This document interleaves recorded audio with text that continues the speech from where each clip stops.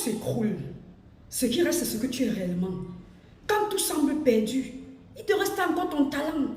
Quand plus rien ne fonctionne, il te reste encore ton savoir-faire. Si tu atteins le sommet et que tu es retombé, sache que quand on a touché le fond, on ne peut que remonter. Si tu as perdu tout ton argent, il te reste encore tes connaissances. Tu peux repartir de zéro. Il te faut juste la motivation. Le même chemin que tu as emprunté pour atteindre le succès. Emprunte ce même chemin pour le refaire la deuxième fois. Ou alors on t'avait juste aidé. Parce que quand je vois une personne qui a échoué, dit j'ai tout perdu, je ne peux plus rien, s'apitoyer sur son sort, pleurer tous les jours et ne plus se relever, je ne comprends pas. C'est pour ça qu'on vous demande, devant un jury, de défendre votre propre travail de recherche. Un mémoire écrit par vous-même. Quand je vois les gens dire, aide-moi à rédiger mon mémoire, ça me fait rire. Qui va défendre ça devant un jury? C'est censé être toi-même. C'est ton travail de recherche. Vous connaissez la pugnacité d'un examinateur, non? Il ne donne pas le lait, comme on dit pas ici. Si ce n'est pas ton propre travail, tu ne sauras même pas défendre ta thèse.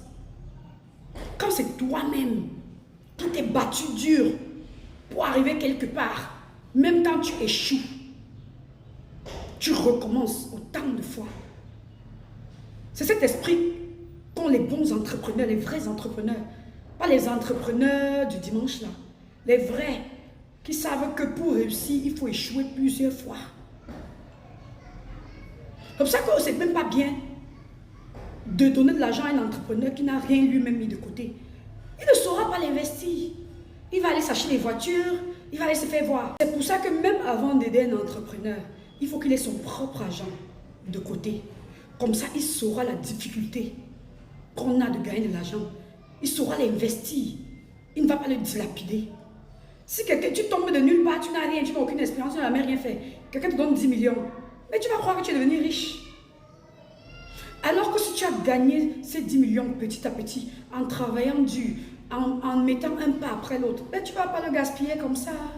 Tu ne vas pas devenir patron dans les bars. Hein. Tu comprendras que chaque centime se gagne à la sueur de ton front.